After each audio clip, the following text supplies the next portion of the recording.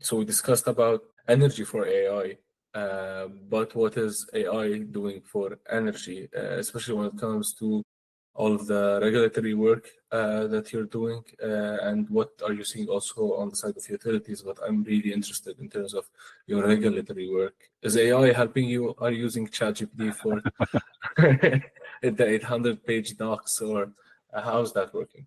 Well, this is the guy who was unfortunately driving my assistant crazy trying to hook up to Google Meetings this morning. So I'm probably not the best AI guy.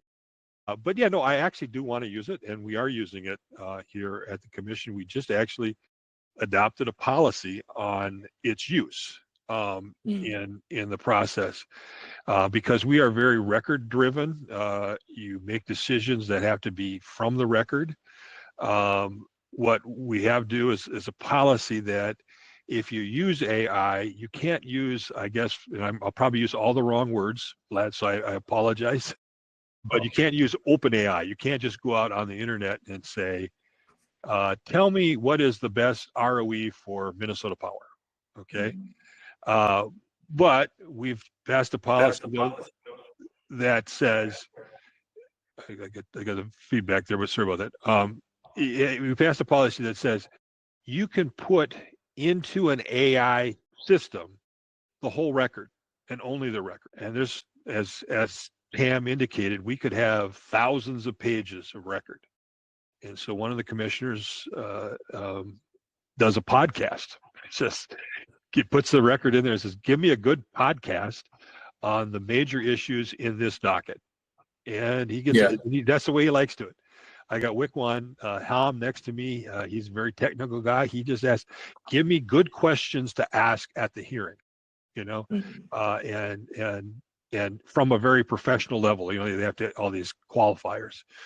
And so I do want to use it. I want to get it so that I can ask a staff member instead of the machine. I'll probably do it for me, but, you know, create the documents, put the documents together that I need and give me these answers to these questions. And so I'm going to use it. We're just trying to, now that we got a policy, we're trying to get the protocol with our staff on how to use it internally. So we're using it, but the bigger question that I like what I think was in your ask is how is the AI going to help our system?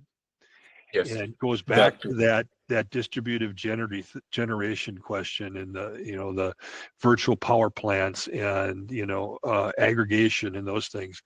I think those things will take off and be much more effective in our world, and I think will help reduce the load. There's been a couple articles, I wish I would have wrote them down, that I read that talks about that AI is rushing in there, is going to demand all this load, but how much of that load is going to be made available because we have better AI on the existing system? Kind of back to the GETS principle, let's get the most out of what we got.